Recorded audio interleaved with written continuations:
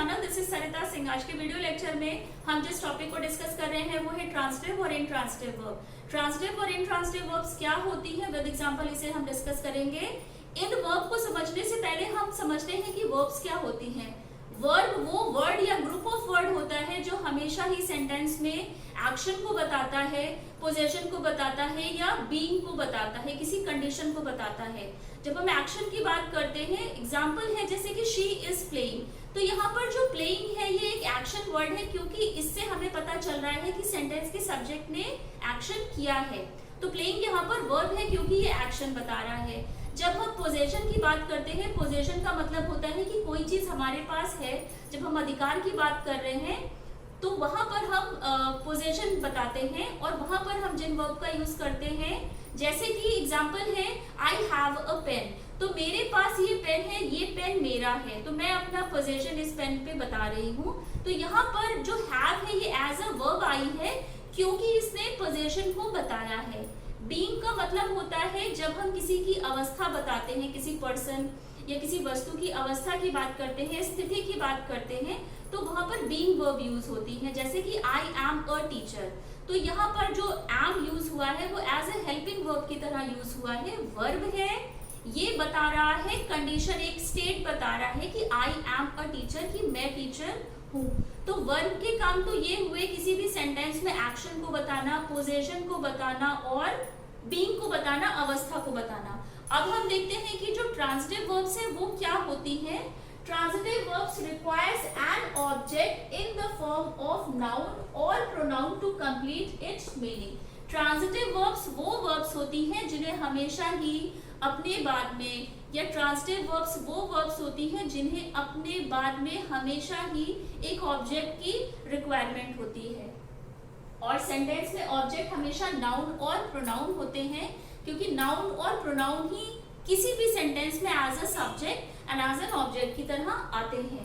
अब आप कैसे आइडेंटिफाई करेंगे कि वर्ब ट्रांजिटिव है, तो आप सिंपल सा काम ये करेंगे, जब आप वर्ब से क्वेश्चन करेंगे व्हाट का या हु का, हुम का, जब वर्ब से हम ये पूछेंगे उसका जो हमें आंसर मिलेगा, इसका मतलब कि वो वर्ब वहां पर ट्रांजिटिव वर्ब है। एग्जांपल देखते हैं, जैसे कि द स्टूडेंट्स राइट कंपोजिशन, तो यहाँ पर जो द स्टूडेंट है ये सेंटेंस का सब्जेक्ट है, नाउन है।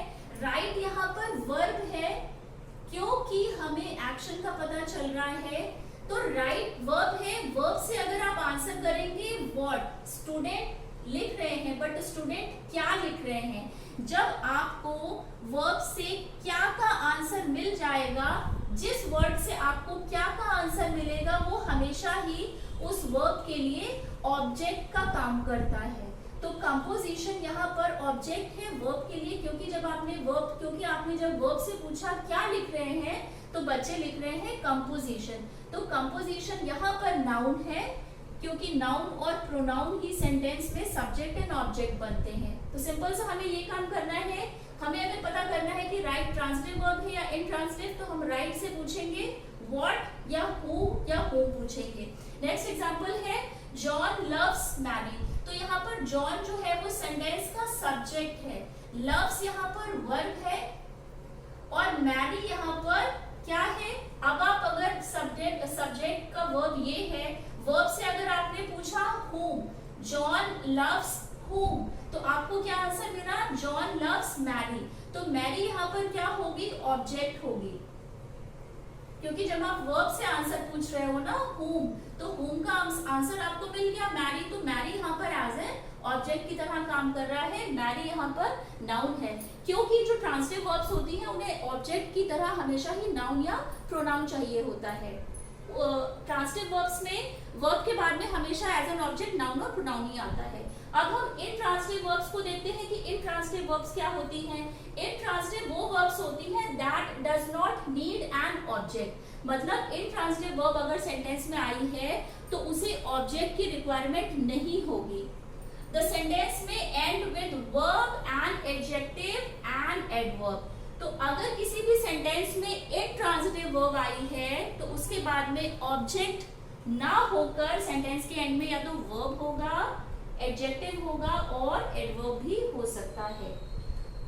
आस्क, जब आप, जैसे कि यहाँ पर हमने ट्रांजिटिव वर्ब से क्वेश्चन करा था व्हाट का या हु का या होम का।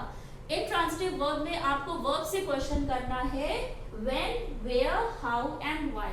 अगर आपको इन चारों का ही आंसर मिल जा रहा है वर्ब से क्वेश्चन करने में, तो वो वर्ब उस सेंटेंस में एज अ इंट्रांजिटिव वर्ब आएगी। एग्जांपल देखते हैं, जैसे कि रोहन प्लेस। तो यहाँ पर रोहन क्या है? रोहन सेंटेंस का सब्जेक्ट है, प्लेस क्या है? वर्ब है। तो अगर आप यहाँ पूछोगे कि रोहन प्लेस व्हाट का तो आंसर आपको मिला नहीं। तो यहाँ पर क्योंकि ये सेंटेंस अपने आप में कंप्लीट है, एक्शन आगे नहीं बढ़ा है, आपको व्हाट का आंसर नहीं मिला है यहाँ पर, तो ये वाली वर्ब क्या होगी? इंट्रांजिटिव होगी। सेंटेंस अपने आप में कंप्लीट लग रहा है। अगर आप बोलेंगे रोहन प्लेस, तो कुछ भी इनकम्प्लीट नहीं लग रहा है। लेकिन अगर आप प्लेस से ये पूछेंगे कि रोहन प्लेस व्हाट का आंसर आपको नहीं मिल रहा है, तो यहाँ पर जो प्लेस है वो इंट्रांजिटिव वर्ब है। नेक्स्ट है रोहन प्लेस एट 7:30 PM। तो प्लेस अगेन वर्ब है। अब वर्ब से अगर आपने क्वेश्चन करा व्हेन, यहाँ पर हमने लिखा है वर्ब से अगर आप क्वेश्चन करेंगे व्हेन, तो आपको आंसर मिल रहा है एट 7:30 PM। तो जब आपने वर्ब से व्हेन पूछा, व्हेन का आंसर आपको मिला, तो वो वर्ब आपकी इंट्रांजिटिव वर्ब होगी। ये बात आप ध्यान रखिएगा। अगर आपको वर्ब से आंसर मिल गया है व्हेन का कब, तो वो वर्ब आपकी इंट्रांजिटिव होगी। Rohan place at the ground. तो यहाँ पर प्लेस वर्ब है। अब वर्ब से आप पूछिए वेयर।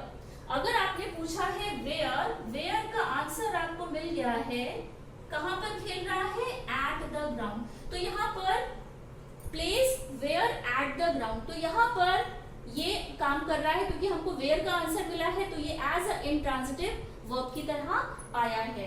क्योंकि जो ट्रांजिटिव वर्ब में क्या होता है, वर्ब के जस्ट बाद में ही ऑब्जेक्ट आता है, लेकिन इंट्रांजिटिव वर्ब में वर्ब के जस्ट बाद में ऑब्जेक्ट ना आके या तो वर्ब आएगा या एडजेक्टिव आएगा या एडवर्ब आएगा। नेक्स्ट एग्जांपल है रोहन प्लेस फास्टली। तो यहाँ पर प्लेस क्या है? वर्ब है। फास्टली क्या है? एडवर्ब है, क्योंकि बता रहा है ना कि कैसे खेला है उसने। तो क्योंकि प्लेस के बाद में ऑब्जेक्ट तो आया नहीं है, हमें प्लेस के बाद में, हमें वर्ब के बाद में क्या मिला है? एडवर्ब मिला है। तो यहाँ पर जो वर्ब है ये प्लेस, ये एज अ इंट्रांजिटिव वर्ब है क्योंकि इसके बाद में ऑब्जेक्ट नहीं है। ऑब्जेक्ट हमेशा ही नाउन या प्रोनाउन होता है। वो वर्ब्स जिनके बाद में ऑब्जेक्ट एज अ नाउन और प्रोनाउन होता है वो ट्रांजिटिव वर्ब्स होते हैं। लास्ट एग्जांपल है Rohan place because his coach told him to. अब यहाँ पर जो प्लेस है वर्ब है, वर्ब के बाद में ऑब्जेक्ट नहीं है। वर्ब के बाद में अगर आपको वाई का आंसर मिल रहा है, तो वो वर्ब इंट्रांजिटिव वर्ब होगी। रोहन ने खेला क्योंकि because his coach told him to, क्योंकि उसके कोच ने उसको ऐसा बोला था। तो आपको वर्ब से वाई का जब आंसर मिल रहा है, तो जिस वर्ब से आपको वाई का आंसर मिल रहा है, जिस वर्ब से आपको वेयर का आंसर मिल रहा है, हाउ का आंसर मिल रहा है, व्हेन का आंसर मिल रहा है, तो वो वर्ब हमेशा ही इंट्रांजिटिव वर्ब्स होंगे। तो आज के वीडियो लेक्चर में हमने ट्रांजिटिव और इंट्रांजिटिव वर्ब के डिफरेंस को समझा है। ट्रांजिटिव वर्ब्स वो वर्ब्स होती हैं जिन्हें अपने बाद में, उन वर्ब्स को कहते हैं जिन वर्ब्स के बाद में हमेशा ही ऑब्जेक्ट आता है, ऑब्जेक्ट नाउन या प्रोनाउन होगा। इंट्रांजिटिव वो वर्ब्स होती हैं जो कंप्लीट सेंस देती हैं लेकिन उनके बाद में कभी भी ऑब्जेक्ट नहीं आता है।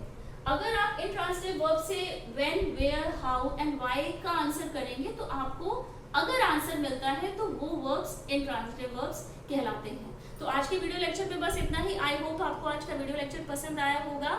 इस चैनल पर इससे पहले जो भी वीडियोस बन चुके हैं वो सभी चैनल की प्लेलिस्ट पर है, आप वो प्रीवियस के वीडियोस भी जाके देखिए। टिल देन टेक केयर, मिलते हैं अपने नेक्स्ट वीडियो लेक्चर में।